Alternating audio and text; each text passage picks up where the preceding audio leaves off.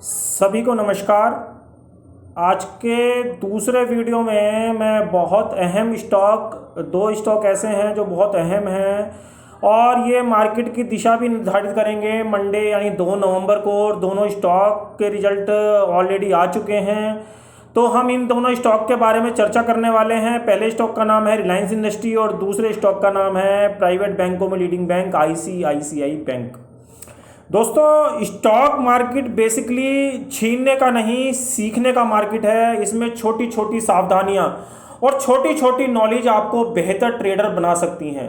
और ये जो छोटी छोटी नॉलेज और छोटी छोटी सावधानियों की मैं आपसे बात कर रहा हूँ, ये डेली प्रैक्टिस से आप केवल अपनी स्टॉक मार्केट की जर्नी में ला सकते हैं। और आप उस जर्नी को कंटिन्यू करने के लिए आपको ये सावधानियां और नॉलेज आपको सीखने की आवश्यकता होती है, जिनके ऊपर हर ट्रेडर को, हर इन्वेस्टर को ध्यान देना चाहिए।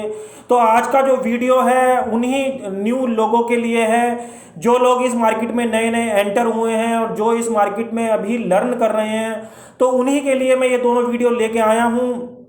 और इसके अंदर मैं सीखने के साथ साथ, सिखाने के साथ साथ मैं बातों ही बातों में दोनों स्टॉक की चार्ट के एनालिसिस भी आपको बताऊंगा और दोनों स्टॉक के टारगेट भी आपको बताऊंगा कि स्टॉक के अंदर क्या हो सकता है। तो वीडियो शुरू करता हूं। वीडियो के अंदर आप ये देखेंगे कि पहला स्टॉक मैंने ये निकाला हुआ है। इसके अंदर 2 घंटे का आप चार्ट देख रहे हैं और 2 घंटे के चार्ट के अंदर जो सबसे पहला स्टॉक का नाम है वो है रिलायंस इंडस्ट्रीज। रिलायंस इंडस्ट्रीज का जो चार्ट है अभी आपको दिख रहा है, इसके अंदर आप ये देखेंगे कि स्टॉक ने रिसेंटली यहाँ पे 24/9 को एक स्विंग लो लगाया था और इस स्विंग लो के जरिए स्टॉक ने 2174 रुपये का लो लगाया था। 2174 रुपये का ये स्विंग लो है। इसके अंदर ये उस दिन का लो है जिस दिन 24/9 को निफ्टी ने 10,800 का यहाँ पे लो लगाया था। और आप देखेंगे निफ्टी 10,800 के लेवल से लगभग जो ट्रेड कर चुका है वो 12,000 के लेवल टच कर चुका है। मगर स्टॉक रिलायंस का जो स्टॉक है वो इस वाले स्विंग लो के बाद मैक्सिमम 2300 रुपये तक के लेवल पे गया और 2300 रुपये के लेवल के बाद स्टॉक ने अपना ये स्विंग लो भी तोड़ दिया। जबकि स्टॉक आज इंडेक्स जो है वो 11,600 या 11,700 के आसपास ट्रेड कर रहा है। और जो ये वाला स्विंग लो है, ये वाला जो स्विंग लो है, ये निफ्टी के हिसाब से 10,800 के इंडेक्स पे बना हुआ था। तो आप ये देखेंगे कि निफ्टी वहाँ से 800 पॉइंट ऊपर खड़ा है, मगर स्टॉक जो रिलायंस का है वो अपना स्विंग लो तोड़ते हुए आज आपको जो दिखाई दे रहा है फ्राइडे के दिन वो 2064 रुपये के आसपास बंद हुआ है।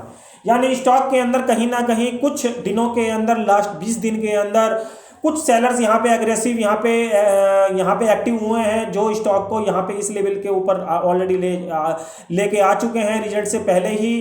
तो अब स्टॉक के अंदर हम किन चीज़ों को ध्यान रखना है मंडे के दिन।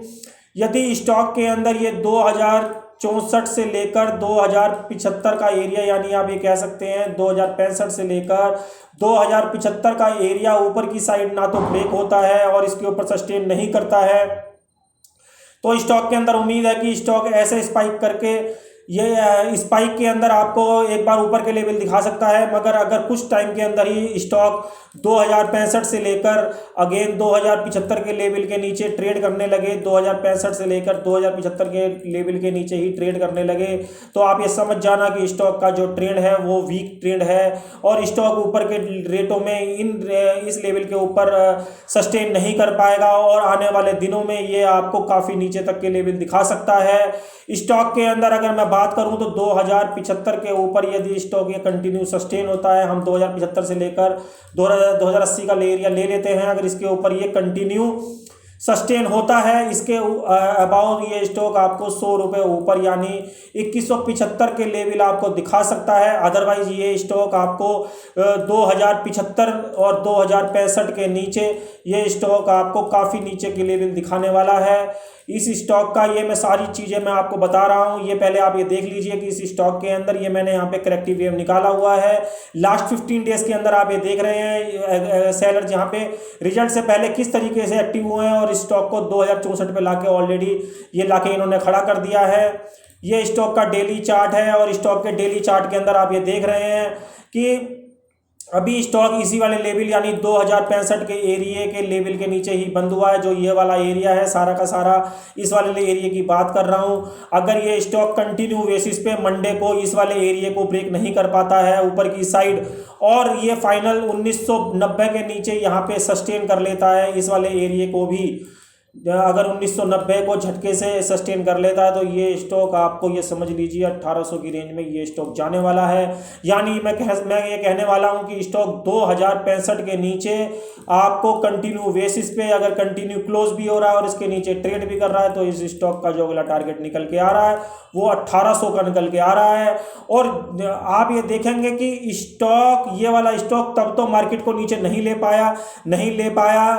पाया इस वाली जर्नी के अंदर, तो स्टॉक निफ्टी को नीचे नहीं ला पाया। मगर आपके जो ये 2065 से लेके 1800 का जो मंदा आएगा, ये आपको दिखाई देगा कि इसके अंदर निफ्टी भी बहुत तेजी से नीचे आया है, और हो सकता है निफ्टी का जो मंदे का ट्रेंड है वो इसी स्टॉक की वजह से बने।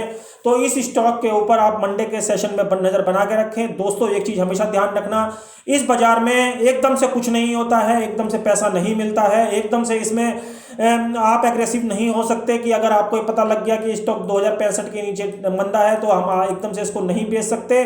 सब चीज़ों के लिए हमको पेशेंस भी रखना पड़ता है और एक सही जगह हमको फिर अपनी एंट्री बनानी पड़ती है, क्योंकि इस मार्केट में दिनों में कुछ नहीं होता है, मंथ में कुछ नहीं होता है, धीरे धीरे होता है, जो कि हमें पेशेंस से मिल सकता है और पेशेंस से ही हम उस चीज़ को अचीव कर सकते हैं। तो मैंने आपको बता दिया कि 2065 के नीचे ये स्टॉक 1800 के ट्रेंड में बैठा हुआ है, तो इस स्टॉक के अंदर कोई भी जल्दबाजी कोशिश ना करें ऊपर के रेटों में।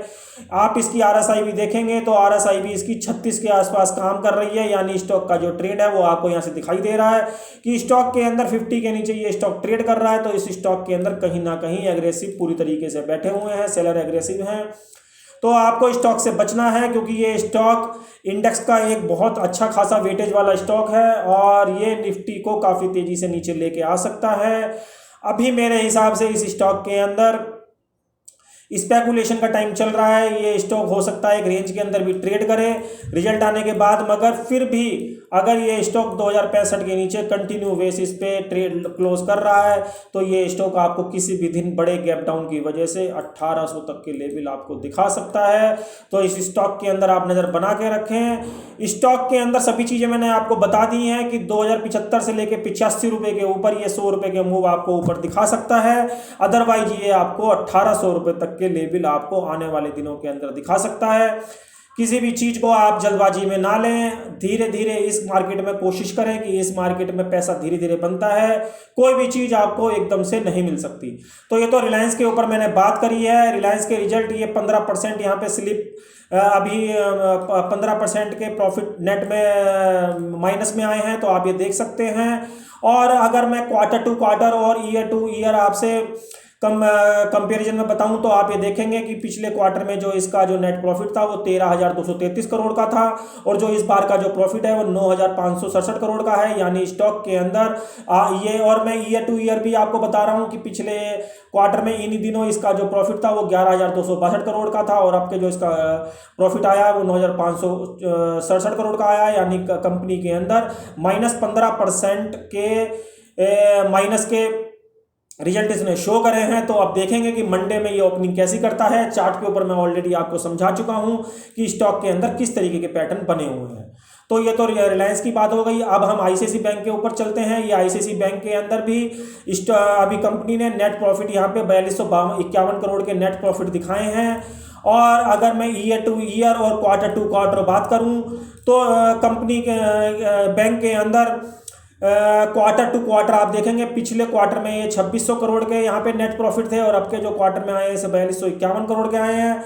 पिछले साल इसको जो इन्हीं दिनों में जो इसके प्रॉफिट थे 654 करोड़ के थे, और इस क्वार्टर में जो इसके प्रॉफिट आए हैं वो 4251 करोड़ के आए हैं। यानी कंपनी के अंदर जो प्रॉफिट है वो 549 करोड़ से बढ़े हैं। अगर मैं ईयर टू ईयर की बात करूं करंट क्वार्टर के हिसाब से, तो इसी चीज़ को हम चार्ट के ऊपर लेके चलते हैं। चार्ट के अंदर आप ये देखेंगे कि जो आईसीआईसीआई बैंक का चार्ट है, एक मिनट में आईसीसी बैंक का चार्ट लगा देता हूँ। ये आईसीसी बैंक का चार्ट है और आईसीसी बैंक के चार्ट के अंदर ये मैंने यहाँ पे एक लेवल निकाला हुआ है 390 से लेके 92 का एरिया। आप ये सेफ साइड मान के चलें 389 का एरिया।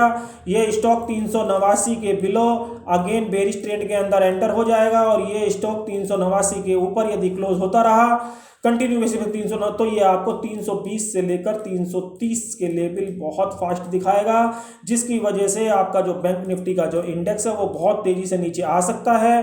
करंट सिनेरियो में जो स्टॉक का प्राइस बंद हुआ है वो 392 के आसपास बंद हुआ है। 392 के ऊपर ज़्यादा ये स्टॉक आपको अगेन 410 से लेकर 415 तक के लेवल दिखा सकता है, क्योंकि जो प्रॉफिट आए हैं स्टॉक के वो काफ़ी अच्छे आए हैं। तो एक बार स्टॉक के अंदर पैनिक स्विंग हाई यहाँ पे दोबारा दिखा सकता है, मगर मैं समझता हूँ कि जो स्टॉक का ये नेकलाइन बन चुका है 415 से लेकर 420 का जो नेकलाइन आपको ये दिखाई दे रहा है ये वाला, ये स्टॉक का कटेगा नहीं और स्टॉक 389 के नीचे अगर कंटिन्यू बेसिस पे ट्रेड करता है तो ये 320 से लेकर 330 के लेवल आपको बहुत झटके से दिखाएगा। तो ये दोनों ही स्टॉक एक बैंक इंडेक्स को इफेक्ट कर सकता है और दूसरा निफ्टी को इंडेक्स इफेक्ट कर सकता है। तो दोनों के ही इम्पैक्ट आपको मंडे के सेशन में दिखाई देने वाले हैं। एचडीएफसी बैंक के मुकाबले और कोटक बैंक के मुकाबले आईसीआईसीआई का बैंक का प्राइवेट बैंकों में जो प्रदर्शन है वो सबसे खराब प्रदर्शन रहा है। तो आप इस स्टॉक के अंदर नज़र बना के रखें। स्टॉक के अंदर बेशक प्रॉफिट अच्छे आए हैं, मगर स्टॉक का जो प्रदर्शन है वो चार्ट के हिसाब से काफ़ी खराब रहा है। तो आपको मैं समझता हूं कोशिश रहने की ज़रूरत है। अगर ये स्टॉक 389 के नीचे ट्रेड करता है मंडे के सेशन में तो ये स्टॉक आपको 320 तक के लेवल कुछ दिनों के अंदर आपको या नवंबर के मंथ के अंदर आपको नवंबर के मंथ के अंदर आपको दिखा सकता है, क्योंकि जो प्राइवेट बैंकों में जो स्टॉक जो ऊपर चले हैं वो केवल एचडीएफसी बैंक और कोटक बैंक की वजह से बैंक निफ्टी इतना ऊपर आ पाया है। अदरवाइज अगर हम आईसीसी बैंक की बात करेंगे तो आईसीसी बैंक का जो चार्ट है वो बेहद खराब शो कर रहा है। तो ऐसी कंडीशन में बच के रहने की ज़रूरत है, क्योंकि प्रॉफिट के चलते स्पेकुलेटर ऐसे शेयरों में स्पेकुलेटिंग करते हैं और वो कहीं ना कहीं ऐसे स्टॉक के अंदर सेलिंग कर सकते हैं और ये इसको 320 से लेकर 330 के अंदर लेवल लेके अंदर आ सकती है।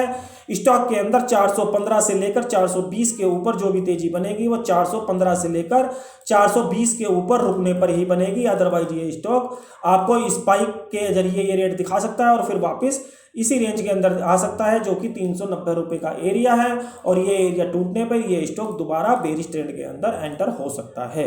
तो इन्हीं दोनों स्टॉक के मैंने आपको चार्ट पैटर्न रिजल्ट के साथ क्या हो सकता है ये सब चीज़ें मैंने आपको क्लियर कर दी हैं। आशा करता हूँ ये सब चीज़ें आपको समझ में आ गई होंगी।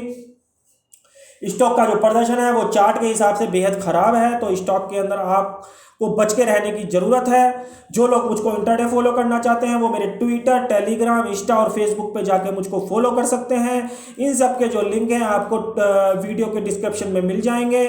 तो आशा करता हूँ वीडियो आपको अच्छा लगा होगा। अच्छा लगा हो तो इसे लाइक और शेयर करना बिल्कुल ना भूलें। अगले वीडियो में जल्द मिलूंगा, तब तक के लिए जय हिंद।